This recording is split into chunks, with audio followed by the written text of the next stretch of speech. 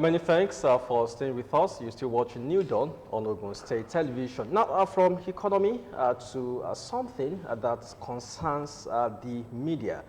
There's a popular saying that, the media is the oxygen terrorists breathe on, in other words. Media coverage does indeed provide terrorists the oxygen for publicity. So, but how far is for the media too far in the coverage of terrorism, particularly in the wake of the proposed sanction on BBC and Trust TV over the airing of documentaries which they say promotes terrorism or glorify terrorism. So the topic now is the media coverage of terrorism, the pros and cons. And our guest is Mr. Eddie Aino, a veteran journalist. Mr. Ni Babade, war correspondent, should also be joining us via Zoom shortly. But we have Mr. Eddie Aino in the studio. Good morning. Thanks for honoring our invitation. Yeah, thanks for having me. Yes, interestingly, you had a stint with the NBC, and so a lot really. Now, media coverage of terrorism. We saw the statements from the Minister of Information and Culture, Alhaji Lai Mohammed, talking about that documentary BBC aired recently. When is it too far, for the media when it comes to the coverage of terrorism? Well, first and foremost, we have to realize the fact that the issue of terrorism is global. It's a global phenomenon, and from 9/11, it has assumed a wider dimension, and so the whole world, has caught the bug, generally speaking. And if you look at Middle East, you look at North Africa, and the thing is sitting back, to West Africa, and all over the world, you find out that even in countries that are deemed secure, there are elements of terrorism there. Even in fact, how would you describe this gun thing that we are seeing all over Texas and Oregon and what have you? So terrorism is with us, is with the world, and there is nothing anybody can do. But if our concern is how the media have been covering terrorism, well, it's a catch-22 thing, and I'm happy when you mentioned pros and cons, because the media has a job to do, no doubt about that, all over the world. I mean, you are involved in reportage, you are the bridge, between the government and the people. You are the bridge between the communities, international organizations, religious organizations. Just mention it. The media must report. In fact, that's the reason why one professor said, you cannot not communicate. So we cannot not communicate. The media cannot not report, to the people, and report government. It's just a normal thing to do. And I'm sure if you look at the issue of terrorism in Nigeria, let's start with Maitasini riots. The media did a lot, to ensure that the Maitasini riot was gotten over within 10 days. Within 10 days, and that was remarkable, because of the attitude of the government in power at that point in time. Government in power at that point in time knew the implications, and so they didn't even allow the media, to fester on it or to feed on it, so much that and there might be problems here and there. Okay. But if you look at within the Nigerian context, you cannot blame the media. The media has not done too badly, because terrorism is with us, beginning from Abuja, bomb riots and what have you, under GEG. You want to talk of Boko Haram, you want to talk of ISWAP, you want to talk of, bombing here and there.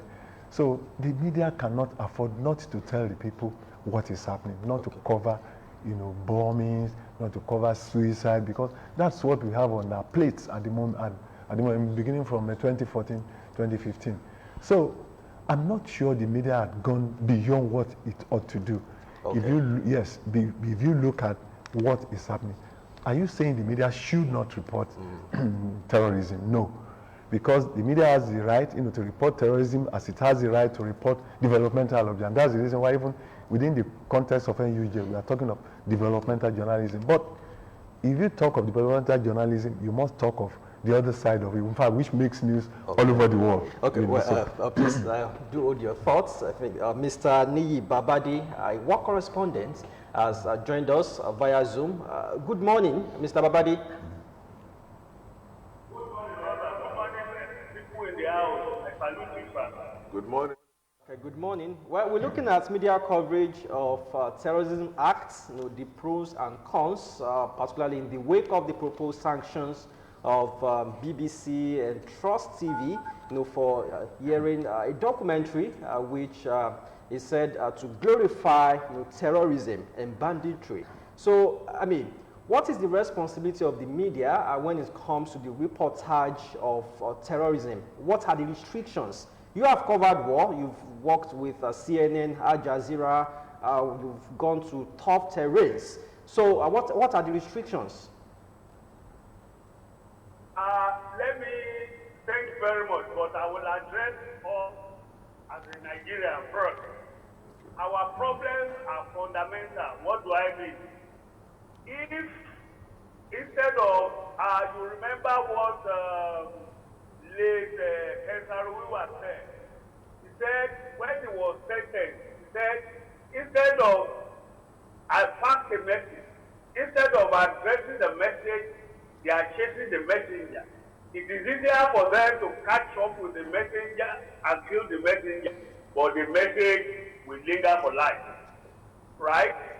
If they are not addressing the fundamental issues of having terrorists taking over our country, we are pointing our light on media who are giving coverage of all these things, then we are fundamentally sick.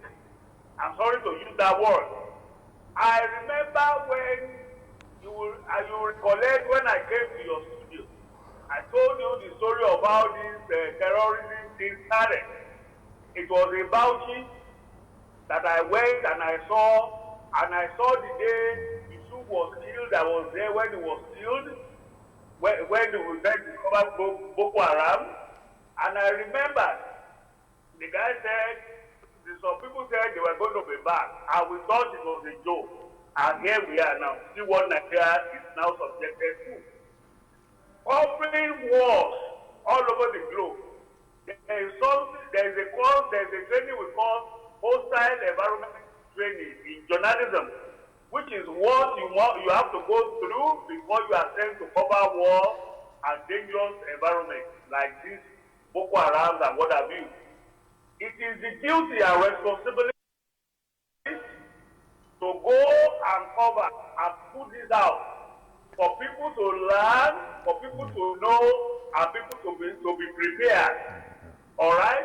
If we now think the only thing the Nigerian government can do is to hit the sledgehammer on journalists who cover this event, then there is a mistake somewhere. What is news? If I sit down in the corner of my house and I'm telling people this happened and we're not seeing it. I remember when I was working for Reuters news agency, the radio report in the BBC will go and say, oh, we got this there. I was a photojournalist with Reuters news agency. It is my picture that will tell the story of the event. I will not be on the phone line and say, oh, they say 2 people have been killed at a particular place. We need pictures to tell this story. That was why you call it photojournalism. All right? If a photojournalist is doing his job and his duty, and the government of Nigeria thinks they are using it to promote the activity, then somewhere. And these things are always an African problem. Myself and Jeff Konange of the CNN were in Sierra Leone, were in this African country when the war was starting. And we were reporting from the